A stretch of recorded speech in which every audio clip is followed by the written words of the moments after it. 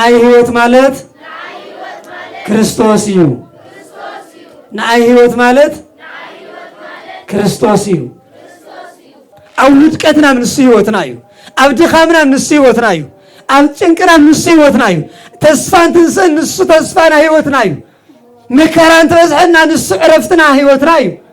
كريستيان كل جزء وتادري كريستيان كل جزء تقارلاي كريستيان كل جزء تقالاساي كريستيان كل جزء تواقعي مسمن مسحاتي زواقع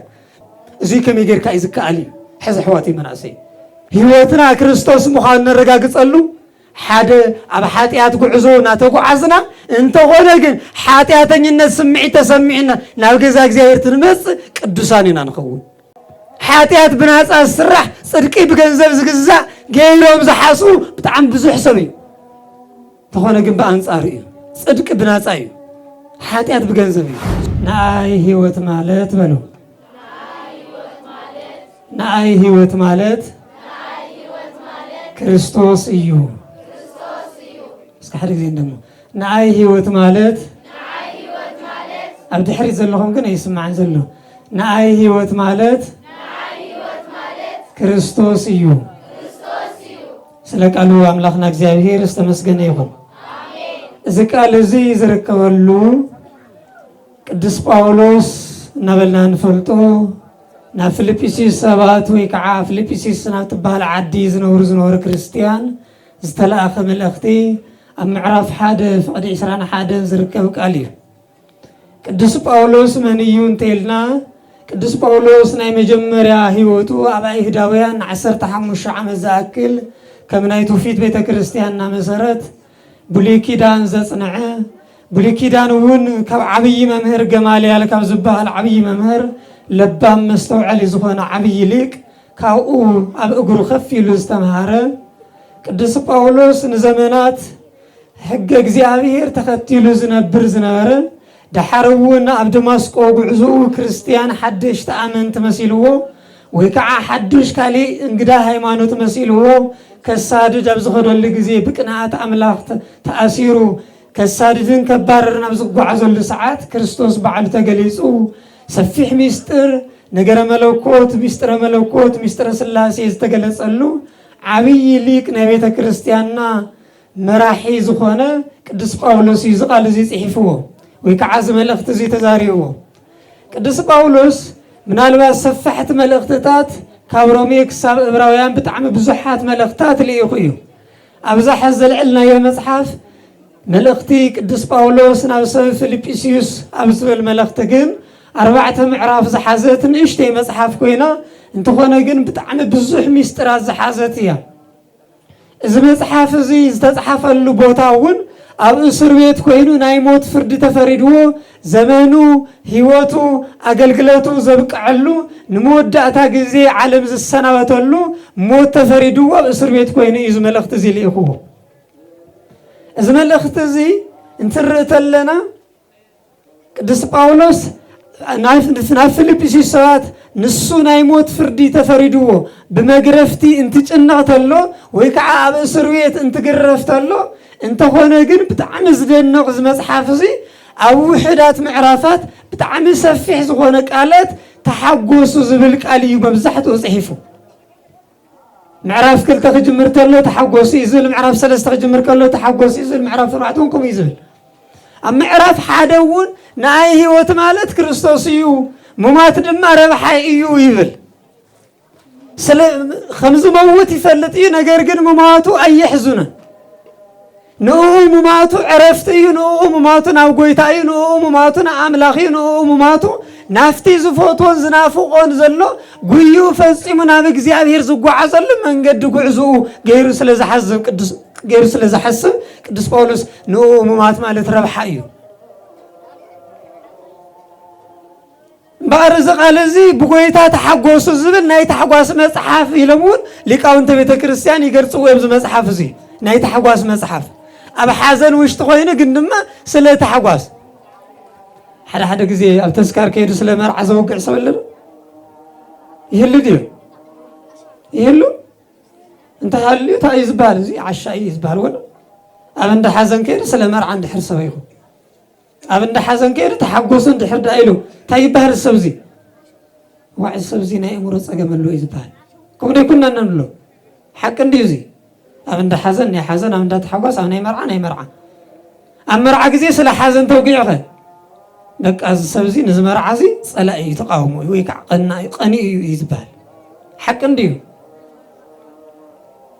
إذا قال زي جن بقلباتي بأنصاري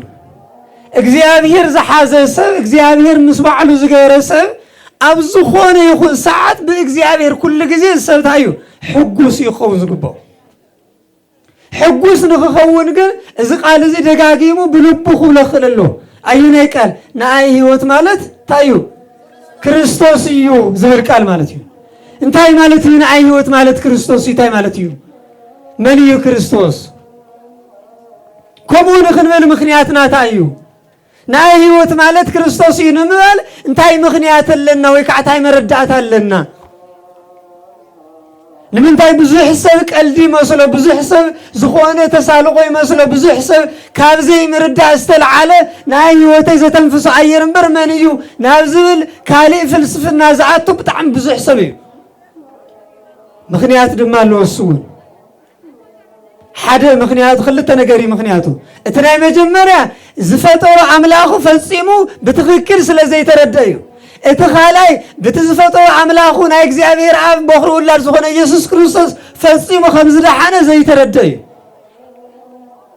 ناي هوت مالت ክርስቶስ ይሉ خزارو زي يخل مالت حزين نخبرم زلنا عبي يبونا صادق يبونا اون افصي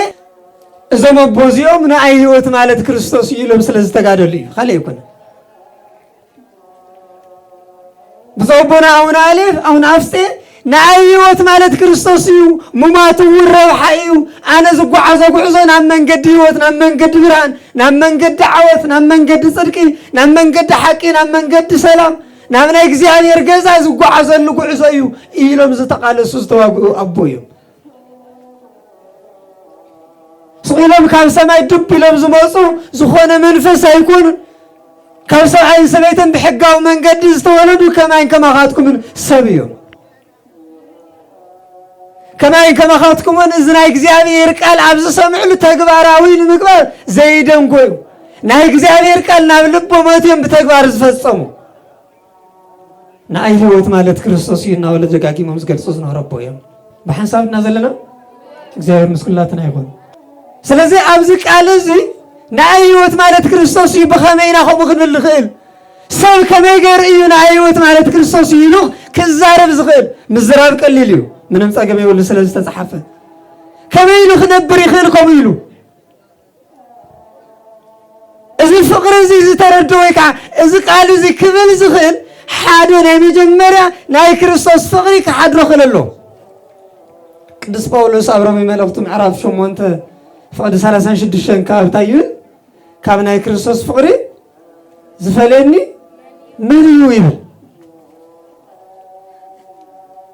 كاب ناي كريستوس فقري مني زفلني موت ديو طميت ديو عراقوتنت ديو سدت ديو سئلت ديو مني فلني دخان ديو من كفلن نخيل منم كفلن يخيل لمن تاي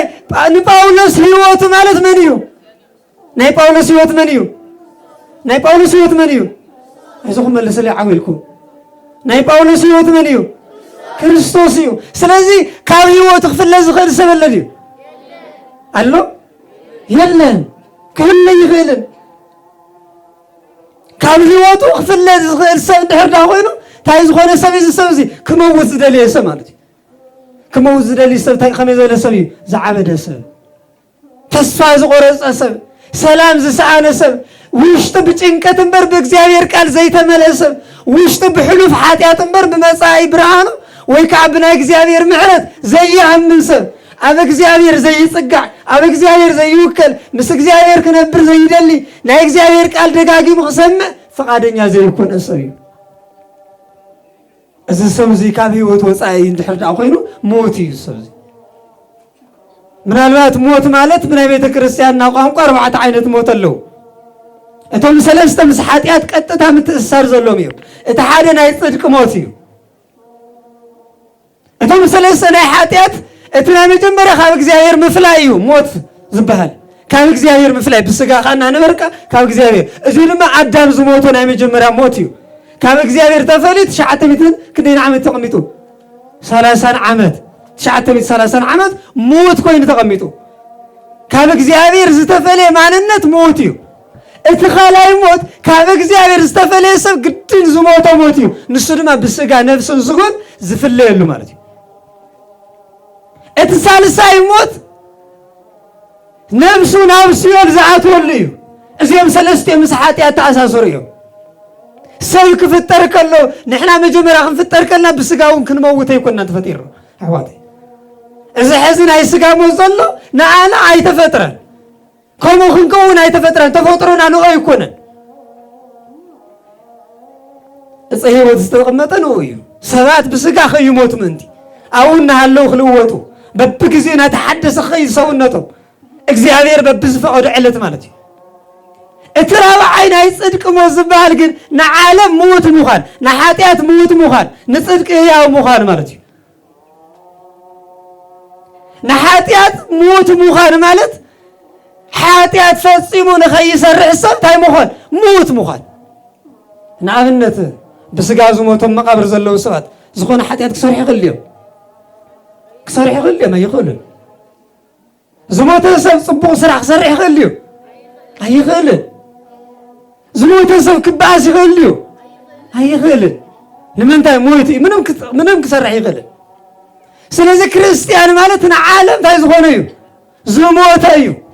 ንክርስቶስ ድማ እንታይ ዝኾነ እዩ ህያው ዝኾነ ንእግዚአብሔር ድማ ህያው እዚ ከመይ ጌርካ እዩ ዝከኣል እዩ ሕዚ ኣሕዋተይ መናእሰይ ሕድሕድና ክንዘራረብ ሕዚ ከመይ ጌርካ እዩ ዝከኣል እዚ ምናልባት ብጣዕሚ ብዙሓት መናእሰይ ክንሓትት ከለና ኣጋጣሚ ቅድም ኢለ እየ መፅእ ቅድሚ 1 ሰዓት ምናምን ምሸት ማለት እዩ እና ኣብቲ ዝነበርናዮ መኪና ብጣዕሚ ፀወትቅጥ ነይሩ ብጣዕሚ ዘየድልዩ ብጣዕሚ ዘፀይፉ ቃላት እውን ነይሩ ሰብ ንእሽተይ ሓጢአት ሰሪሑስ ዘለዓለማዊ ሓጠ ኮይኑ ከም ዝነብር እምበር ንስሓ እንተኣትዩ ከም ዝሕደስን ከም ዝፀድቕን ፈፂሙ ዘይፈልጥ ትውልዲ ብዙሕ ነይሩ ኣብቲ መኪና ብጣዕሚ ተሓዝን ፍርዲ ኣምላኽ እምበር ፍቕሪ ኣምላኽ ዘይተረድኦ ሰብ ሕዚ እውን ተንጥይቕ ብጣዕሚ ብዙሕ ሰብ ንስኻ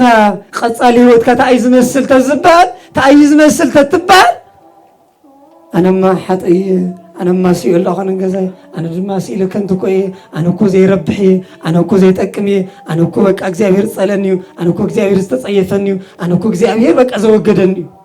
ዝብል ትውልዲ ትሰምዕ ነዚ ኩሉ እዚ ዘምፅኦ ድማ እንታይ እዩ ናይ እግዚኣብሔር ፍቕሪ ስለ ዘይተረድአ እዩ ጳውሎስ ክጓዓዝ ከሎ ናብ ደማስቆ ክጓዓዝ ከሎ ንሰላም ኣይኮነ ዝጓዓዝ ነይሩ ካብ ቄሳር ትእዛዝ ተቐቢሉ ካብ ሊቀ ካህናት ትእዛዝ ተቐቢሉ ክርስቲያን ዘበለ ኩሉ ንምቕታል እዩ ነይሩ ንምጥፋእ እዩ ነይሩ ሰብ ንምጥፋእ እዩ ዝጓዓዝ ነይሩ ጳውሎስ ንምንታይ ናይ እንሱ ኣብ ክንዲ እግዚኣብሔር ዝቐንዐ ቅንዓት ኣምላኽ ዝሓደሮ መሲልዎ ነቶም ክርስቲያን ነቶም ብክርስቶስ ኣሚኖም ክርስቲያን ዝተባሃሉ ኩሎም ከጥፊ ዝጓዓዝ ነይሩ እንተኾነ እግዚአብሔር ክርስቶስ ቅሪእዎ ንምንታይ ናይ ጳውሎስ መንገዲ ብዝተሰሓሓተ ናይ እግዚአብሔር ክብሪ ክገልጽ ስለ ዝሓሰበ ብትኽክል ኢኻ ናይ እግዚአብሔር ክብሪ ትገልጽ እምበር ብስሕተት ኣይትገልጽን ኢልዎ ኣብ ደማስቆ ብዓይኑ ሒዝዎ ክርስቶስ ብፍቕሩ ኣሲርዎ ከመይ ክጓዓዝ ከም ዝግብኦ እንታይ ከምህር ከም ዝግብኦም ኣብኡ ነጊርዎ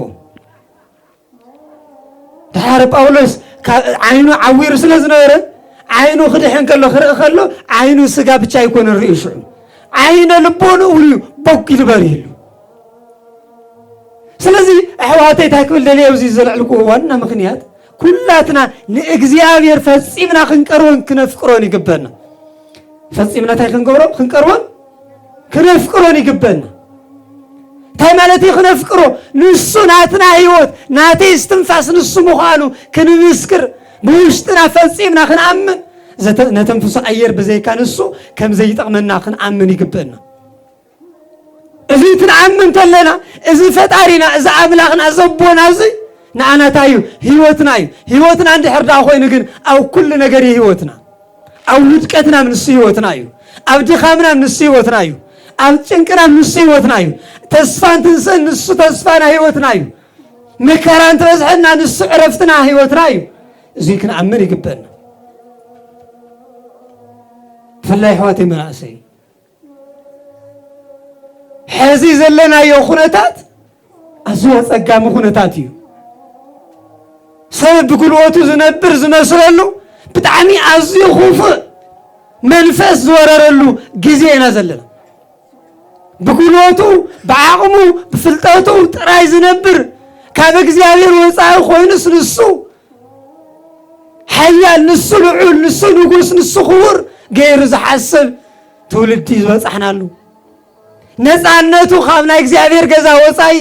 ከም ቃሕጡ ምጭፋር ከም ቃሕጡ ምዕንዳር ገዝል ማ ነፃነት ገይሩ ዝሐስብ بسيطان ፈጽሙ ዝተኣሰረሉ ግዜ ኢና በጽሕና ዘለና ሕዋተይ ካውዚ ክነምልጥ ይግበና ካብዚ እስር ቤት እዚ ብጣዕሚ ዝደነ ጽድቂ ብኸቢድ ነገር ገይሮም ዝግምቱ ሓጢያት ድማ ቀሊል ገይሮም ዝግምቱ ሰባት ብጣዕሚ ብዙሓት እዮም حاتيات بناس السرح صدقي بجنزب زجزا جيلهم زحاسو بتعم بزح سوي تخونا جنب أنصاري صدق بناس أيه حاتيات بجنزبي زخون يكون حاتيات بناس أيه بناس حاتيات يسرح بناس حاتيات زبال يلا ولا حد يلا صدق جنب بجنزب زبال صدقي يلا صدقي ختام من كل خاي صدقي نابك زاير تقرب تل خاي صدقي من قد قدوسان كتحس تل خاي صدقي توب قديمهم زخدو قدوسان ابوتات قدوسات اديتات كما هيوتهم نبيرهم كما من እግዚአብሔር رخيهم ناتهم هيوت تاريخا بيبكا خوبو خطو عسل لخ طرحي او صوم دي زل صدق سم بلا يزل صدقي ابينا يزل صوم بگنزب دي بناصاي مكخ ختبلعت وين كخ بناصاي بگنزبي بجنزبي سلسة حاتي أزمس نالك زيادة زغرب سب بناصايو من بيت يغن أما تيوسون قال اللي معرف عسرت حدا معرف عسرت قطر 4 حدا ما تيوسون قال معرف عسرت قطر 4 حدا نكابل نا أخذكم زقبل نا عايز قبل بعيسن تايزل برتكو ما يزن ستي بحكي لكم اللغة عاسو أيسألوا ليبل حسبوا نشتي نجر يبكى عاسو قدوسان تركب نشتي نجر مالتي بقليل نجر بزح واقع تركب نزيو قدوسان إلا نخورم زلنا نعيوت مالتي لهم كريستوس فصيم هيوتهم مخانو كريستوس فصيم عرفتهم مخانو كريستوس فصيمو نعاتهم من قدهم مخانو آمين مستوى عزيهم قدوسان إلا نخورم زلنا لو يبتريتي سياسلو سنبتي زخورو تزازاتي زحلو كابنا يدك سبا زلص اسم تايغورمي كهومي تاي مالتي كابنا يدك سبا زلص اسم كابنا يدك سبا زلص اسم مالت سمو من زل عالمنا تذكر زنبر نايدك سبا اسم مالت نابنتنا تيبو زصوع انس كاب زلو خيو انا ابو مسكونكو خالي ولاد مستك ابو يرسع انا دم ابو يخون هور كوم انديو نابنت حز زلو خلسي قدم 15 قدم 10 تولد زلو تفلطوهم ديكم تفلطوهم هاي تفلطوا من أبي الله ده سممون ينفلطوا من أبي بوتاون نيرمو كلامون ينفلطون هوارات زيهم تايلو هوارات انتقل الكيت مرتين هوارات نايسلست عامت كورس مستوهاو ناقل قلنا تلاقيهم نيرو مجمرة جزي حمم كفوسو موت كالعلو لمس أم كنسو تلاقيهم ده حار كله بسم قويتا يسوس تفصيم له مستفصم له بتعمل تحقو يسمنا كريستوس مسيح قويتا بسم كاكو غانن توصينا قويتا بسم كاكو موتان العلنا قويتا بسم كاكو لمص منصينا قويتا بسم كاكو حممان فويسنا يلو دسري لكم يلو بتعم تحقيسنا بلو سمكم على سماي سلت تصحافه دس يولكم من بربزيت تحقوس يلو سمكم من تاي سلت تصحافه على سماي سلت تمزغب بو تحقوس من بربزيت تحقوسو حيز خلاتنا سمنا እግዚአብሔር ይፈልጠኒና حيز خنطيق زغبنا حواتي مناسي بفلاي حزل لمنقد أبينا منقدنا زنينا أب صغران أب حاتيات أم منقد موت أم منقد ظلمات أم منقد سن السلام أم منقد تصفى مغراز أبينا ينزلنا أبينا يخلق حاوي أبينا يخني حفتي زيك نستوعب لك بنا بحسابنا زلنا بحسابنا زلنا እግዚአብሔር ምስኩላትና ይሁን ስለዚህ ነስተውዕለሉክ አንድ ምክንያትና እግዚአብሔር ንዓና ዝሃበና ክብሪ እግዚአብሔር ንዓና ዝሃበና ጸጋ ታዕይ ዝመስል ክነስተውዕል ይግበና ኢድን እግርን ይኡ እግዚአብሔር ምኻድ ዝኣውየ ሰብኩ ብጣዕሚ ብዙሕ እኮ እዩ እግርና ኣሎስ ግን ድማ ናብ ገዛ እግዚአብሔር ከይዱ ንእግዚአብሔር ስም ከየምስግን ኣብ ገዝኡ ዝተኣሰረ ብጣዕሚ ብዙሕ እዩ ናብ ገዛ እግዚአብሔር ከይድ ኢልካዮ ቃል ኣምላኽ ስምዓ ኢልካዮ ግዜ ዘይብሉ እንተኾነ ግን ናይ ዓለም ቃል እስክሰምዕ ግን ብጣዕሚ ሰፊሕ ግዜ ኣለዎ ሓንቲ ሰዓት ምቕዳስ ዝኣውዮ እንተኾነ ንሰዓታት ዝኣክል ንሰሙናት ዝኣክል ግን ኣብ ዓለም ብጣዕሚ ሰፊሕ ግዜ ዘለዎ ብጣዕሚ ብዙሕ ግዜ ብዙሕ ሰብ እዩ ስለዚ ክነስተውዕል ይግበና ሕዚ ብደንብ ልቢ ኢልና ክነስተብል ይግበና መንገድና ክንእርሞ ይግበና ኣብ ዓለም ምስራሕ ኣይኮነን ሓጢአት ኣብ ዓለም ኮንካ ወዲ ኣምላኽ ምዃን ዓብዪ ክብሪ እዩ ተኾነ እቲ ሓጢአት ዝኸውን ግን ኣብ ዓለም ክትከድ ከለኻ እግዚኣብሔር ምርሳዕ ግን እቲ ዓብዪ ሓጢአት እዩ ስም ኣምላኽ ዘይምዝካር ህይወትካ መን ምዃኑ ንዓኻ ፈጣሪኻ ንዓኺ ኣቦኺ ጸጋና ወይ ከዓ ናትና ፈጣሪና ሓላይና መን ምዃኑ ኣምላኽና ዘይምፍላጥ እቲ ከቢድ ነገር ንሱ እዩ እቲ ዓብዪ ፀገም ንሱ እዩ ስለዚ ኣሕዋተይ ክነስተውዕሎ ዝግበና እዙ ቤተኻትኩም ኩላትና ማለት እዩ ናብ እግዚአብሔር ዝተጸግዐ ሰብ ምንም ተኣምር ይወድቕን ኣሕዋተይ እንተ ወዲቑ እኳ ዝተሎ እዩ ዝለዓል ክለዓል ተለ ብክብሪ እዩ ዝለዓል ስኢለ ኣይኮነን ዝለዓል ብውርደት ኣይኮነን ብሕስረት ኣይኮነን ብነቐፋ ኣይኮነን ብክብሪ እንትምለስ ተሎ ናብ እግዚአብሔር ዝምለስ ሰብ ብክብሪ እዩ ዝምለስ ኣብ ሰማይ ኣብ ማሕበር መላእክቱ እንኳን ዓብዪ ተሓጓስ ይኸውን ይብል ኣብቲ ሉቃስ ወንጌል ዘሎ ስለዚ ተስፋ ከይንቆርፅ ተስፋና ሓይልና እግዚአብሔር እዩ ንኣና ህይወት ማለት መን እዩ መን እዩ ህይወትና ፅቡቅ እግዚአብሔር ኣምላኽ ዝተመስገነ ይኹን ስለዚ ብደንቢ ልቢ ኢልና ክነስተውዕሎ ዝግበና ንኣና ህይወትና ንሱ ምዃኑ እስትንፋስና ንሱ ምዃኑ ሓይልና ንሱ ምዃኑ ክንርዳእ ይግበና ነዚ ቅዱስ ጳውሎስ ኣብቲ መልእኽቱ ብጣዕሚ ዝደንቕ እዩ ክጅምር ከሎ ገሊኦም ብሸርሒ ገሊኦም ድማ ብፅቡቕ ገሊኦም ብኣውንታ ገሊኦም ብኣልታ ገሊኦም ናይ እስራት ክውስኽለይ ገሊኦም ድማ ቅንዓት ኣምላኽ ሓዲርዎ ናይ እግዚአብሔር ስም ይሰብኩ ኣለዉ እንተኾነ ግን በቲ ኮነ በቲ ስም ኣምላኽ ስለ ዝተልዓለ ኣነ ሕጉስ እየ ንምንታይ ንኣይ ህይወት ማለት ምን እዩ ክርስቶስ ኢሉ ገሊፁ ስለዚ ናትና ህይወትና ክርስቶስ ክኸውን ይግብኦ ቅዱሳን ዓብዪ ክብሪ ረኺቦም ዘለዉ ሕዚ ኣቦና ኩሉ ግዜ በብዓመቱ ንክንስብሰብ ምክንያት ኮይኖምና ዘለዉ ስም ኣምላኽ ንክንዝክር ምክንያት ኮይኖምና ዘለዉ ህይወቶም እግዚአብሔር ገይሮም ስለ ዝተጓዓዙ እዩ ካሊእ ይኮነ ካሊእ ምንም ምስጢር የብሉን ኣይዝኹም ብዙሕ ኣይትፈላሰፉ ብዙሕ ኣይትመራመሩ ብዙሕ ኣይትጨነቁ እግዚአብሔር ፈፂሞም ብልቦም ኣሚኖም ብኣፎም መስኪሮም ብተግባር ዘርአዩ ኣቦ ስለ ዝኾኑ እግዚአብሔር ድማ ስሞም ኣብ ሰማይ ፅሒፍዎ ንዘለዓለም እናተዘከረ ክነብር ገይርዎ ካሊእ ምንም ምስጢር የብሉን ስለዚ እዚ መንገዲ እዚ ትንክተል ተለና ንሕና ኩላትና እውን ቅዱሳን ኢና ንኸውን ቅዱሳን ማለት ፍሉያት ማለት እዩ ካብ ዓለማውያን ካብ ኣህዛብ ካብ ዘይኣምኑ እግዚአብሔር ካብ ዘይፈልጡ ዝተፈለዩ ንሕና ዘለና ኩላትና ቅዱሳን ኢና ዝተፈለና ኢና ካብቲ ዘይኣምን እንታይ ዝኾንና ኢና ንሕና እግዚአብሔር ንኣምን እንዲና ተኣምኑ እንዲኹም ኣይዞኹም ኣይትጠራጠሩ እግዚአብሔር ተኣምኑ እንዲኹም እግዚአብሔር ከም ዘሎ ዘይኣምን ኣለና ድዩ እዚ የለን እግዚአብሔር ካብ ዘይኣምን ሰብ ንሕና እንታይ ዝኾንና ኢና ዝተፈለና ኢና ንምንታይ እግዚአብሔር ኣምላኽና ኣቦና ጌርና ስለንሓስብ ስለዚ መወዳእታ ህይወትና ክርስቶስ ምዃኑ ነረጋግፀሉ ሓደ ኣብ ሓጢአት ጉዕዞ እናተጓዓዝና እንተኾነ ግን ሓጢአተኝነት ስምዒት ተሰሚዕና ናብ ገዛ እግዚአብሔር ትንመፅእ ቅዱሳን ኢና ንኸውን ሓደ ዓብዪ ኣቦ ዝመሰልዎ ምሳሌ መሲለ ክወድእ ትምህርተይ ከምዚ ኢሎም ነይሮም ኣብ ሓንቲ ዓዲ ክልተ ዓይነት ወታደር ኣለዉ ኢሎም እቲ ሓደ ነቲ ዓዱ ክኽብር ሉዓላውነት ሃገሩ ክሕሉ ብሓይሊ ይዋጋእ ኣብ ልዕሊ ፀላእ እውን ይስዕር የሸንፍ ይዕወት ዓወት ሒዙ ናብ ገዛ ናብ ዓዱ ይምለስ እዚ ወታደር እዚ እንታይ ይበሃል ጀግና ወታደር ይበሃል ምስቲ ፀላኢ እናተዋግአ እውን ፊት ንፊት እናተዋግአ እውን ይስዋዕ እዚ ወታደር እዚ እውን ንዓዱ እንታይ እዩ ጀግና ወታደር እዩ ዝበሃል ሰማይ ተባሂሉ ይዝዋሃብ እቲ ካልኣይ ወታደር ግን እቲ ኩናት ምስ ፃዕፀዐ ኩናት ምስ ሓየለ فريحو كهادم يملسمو برارت يترخو يموت إذا وتادر زي تايز بال كداعي بال إذا السلازي أب كريستيان زل يوتيو كريستيان كل جزء وتادري كريستيان كل جزء تقارلاي كريستيان كل جزء تقالاساي كريستيان كل جزء تواقعي مسمن مسحاتي يزواقع مسمن مسدياولس يزواقع مسمن فس يزواقع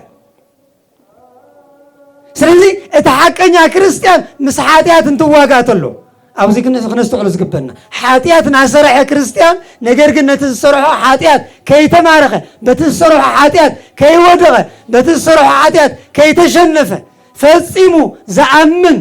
نتحاتياتو زواقع ببغزي زقال السب اندحر دا خوينو اذا سمزي تايو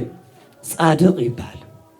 نحاتياتو ناتواقع حاتيات ناسرح ناتواقع زموت سب تاي زخونيو ازي صادق يبال قدوس يبال ني حاتيات تشنفوه بحاتيات تأمنوا هيوت كريستوس مخان رسعوا حيل كريستوس مخان حديقوا كابنا كابجزا እግዚአብሔር ወጽው አብና ይባሉ ዓለም ዝነብር ሰብ እንድሕር ዳ ኮይኑ ግን እዚ ሰብ እዚ በሓጢያት ተተሸኒፉ ግን ከዳዕ ይባሃል ቅጽል ስሙ ወይ ከዓ ሓጥ ይባሃል ማለት እዩ ንሓጢያቱ ታይ ስለ ዝኾነ እሙን ስለ ዝኾነ ንሓጢያትና ክንእመነ ይግበና ሓጢያትና ፈጽምና ክንጽዮፈ ይግበና ቅዱስ ዮሐንስ አፈወርቅ ከምዚ ይብል ኣብ ዓለም ክትነብሩ ከለኹም ይብል ሰናይ ነገር ዋላይ ተስርሕዎ ግን ድማ ሰናይ ነገር ጽቡቕ ምዃኑ ኩሉ ግዜ በአንደበትኩም መስክሩ ይብል ካብ ዕለታት ሓደ መዓልቲ ብልብኹም ምስትመስክሩ ፈጺምኩም ናይ ሰናይ ስራሕ ሰራሕቲ ሰባት ኢኹም ትኾኑ ይብል ሕማቕ ነገር ዋላና ሰራሕሞ በአንደበትኩም ግን ጽረፍዎ ተጸየፍዎ ይብል ካብ ዕለታት ሓደ መዓልቲ ካብ ልብኹም ተወግድዎ ኢኹም ይብል ሓጢያት ዋላና ሰራሕና ዋላና ሰራሕኩም ኣሕዋተይ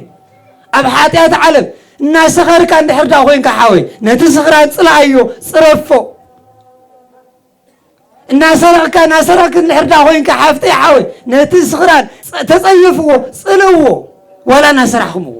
ዋላና ሰራሕናዮ ካብ ዕለታት ሓደ መዓልቲ ካብ ልብና ንጽየፎ ኢና ፈጺምና ጻድቃን ንኸውን ሽዑ ቅዱሳን ንኸውን ሽዑ ጽቡቕ ነገር ዋላኒ ስርሓዮ ኩሉ ግዜ ነውድሶ ንጽቡቕ ነገር ተቃወምቲ ኣይንኹን ዋላ ንሕና ሰናይ ስራሕ ይሃለወና እንተኾነ ግን ሰናይ ስራሕ ኣይንኹን ደገፍቲ ንኹን ብሓሳብ ደገፍቲ ንኹን ብኣንደበትና ደገፍቲ ንኹን እግዚአብሔር ከኽብረና ይሓደ መዓልቲ ፈጺምና ጽድቂ ቦታ ክወስደና ይሓደ መዓልቲ ብሓሳብና ዘለና እግዚአብሔር ምስኩላትና ይኹን እስከ ሓደ ግዜ ቃል በልዎ ንኣይ ህይወት ማለት በልዎ ንኣይ ህይወት ማለት ክርስቶስ እዩ ንኣይ ህይወት ማለት ክርስቶስ እዩ ሰናይ እግዚአብሔር አምላክ ንዓና ህይወትና ኮይኑ ብርሃን ኣብ ቅድመና ዘሎ ጸልማት ብርሃን ገይሩ አብሪሁ ኣብ ቅድመና ዘሎ ተስፋ ዘቑርር ዝመስል ተስፋና ለምሊሙ ኣብ ቅድመና ዘሎ ብጣዕሚ ዘጨንቕ ናበይ ከም ንጓዓዝ ናበይ ከም ንጠፍዕ ልምልሙ ዘጥፍእ ዝመስል እንተኾነ ግን ንኹሉ ጋሊሁ ንኹሉ አሸኒፉ ናይ ሰባት ጥበብን ሓሳብን ኣፍሪሱ ናቱ ጥበብን ሓሳብን ኣብ ልብናና መሊኡ እግዚአብሔር ብሰናይ ብነገር ኩሉ ይባርከና ብነገር ኩሉ ይቀድሰና እግዚአብሔር እንትባረክ ተሎ ኣይጎድልን እግዚአብሔር እንትቅድስ ተሎ ኣይቅንስን እግዚአብሔር እንትህብ ተሎ መሊሱ ኣይኸልን እግዚአብሔር ፈጺሙ ይዝህብ ሞ እግዚአብሔር ብነገር ኩሉ ይባርከና እግዚአብሔር ንዓድና ሙሉእ ሰላም ይሃበልና ኣብ መሪሕነት ዘለው እግዚአብሔር ከይፈለጡን ህዝቢ እግዚአብሔር ክመርሑ ዝወፁ መራሕቲ ኩሎም ናብ ገዛ እግዚአብሔር ይመልሶም እስም አምላክ ጸዊዖም ሓይሎም አምላኾም ሓይሎም እግዚአብሔር ህይወቶም ክርስቶስ ምዃኑ ፈጺሞም ዝምስክሩን ፈጺሞም ዝኣምኑን ይግበሮም እግዚአብሔር ዓለምና ሕዝ ትሕመስ ዘላ ዓድና ሕዝ ትውኽ ዘላ እግዚአብሔር ስለ ዘይፈልጥ ሰብ እዩ እግዚአብሔር ብዘይፈልጥ መራሕ ዝምራሕ ዓዲ ድማ ናብ ጥፍኣት እምበር ናብ ልምዓት ይመጽእ ኣሕዋተይ ስም አምላክ ዘይጽውዕ ብስም እግዚአብሔር ዘያምን ስም ናይ አምላክ ዘይጽውዕ ዘያምን እግዚአብሔር ፈጣሪ ምዃኑ ዘያምን ሓይሉ እግዚአብሔር ምዃኑ ዘይርዳእ ሰብ እንድሕር ዳ ኮይኑ ንዓዱን ክመርሕ ይኽእልን ዓዱን ክዕበይ ይኽእልን እዚ ህዝቢ እዚ ኣማነ ህዝቢ እዩ እንተኾነ ግን ብዘይኣምን ክምራሕ ነውሪ እዩ ብጣዕሚ ከቢድ እዩ እምነት ከቢድ ልዕሊ ኩሉ ነገር እዩ እግዚአብሔር ልዕሊ ኩሉ ነገር እዩ ልዕሊ ኩሉ ፀገም እዩ ንእዩ ብስም እግዚአብሔር ዘይምራሕ ዝኾነ ይኹን ነገር መሰረት ዘይብሉ ኣብ ሕፃ ዝተመስረተ ወይ ከዓ ሕፃ ዝተነደቀ ገዛ እዩ ዝኸውን وحج تمس نفاس تمس تولو زفرس مالتي زخونه ነገር تمس تلو تولو زفرس زل زمريحنته زي ናይ እግዚአብሔር ቃል ስለዚህ او ናብ ገዙ خمصو ኣብ ገዙ خنብሮ ናቱ ስም ጸዊዖም ህዝብ ድማ ናብ ዘለጸ ከሻጉር ምንቲ ንምንታይ ስለአቶም ተዘይጸሊና ንሕና ወኒና ንጥፍሕ ዋተይ ስለአቶም ክንጽሊ ይግበና ምእንቲ በዓልና ኢላ ክንጽሊ የሎም ይግበና እግዚአብሔር ጥብካ አቦ ምሕረትካ ብዝሕሎም ሰላምካ ላኸሎም ተስፋ ዝህብ ቃልካ ምልአዮም ኢልና በብዕለቱ ክንጽሊ ይግበና ንምንታይ ንሓንቲ መኪና ዘግልብጣ ሹፌር እምበር ተሳፋሪ አይኮነን ንሕና ተሳፈርቲና ሹፌራት ዘያምኑ ሹፌራት ኣለውና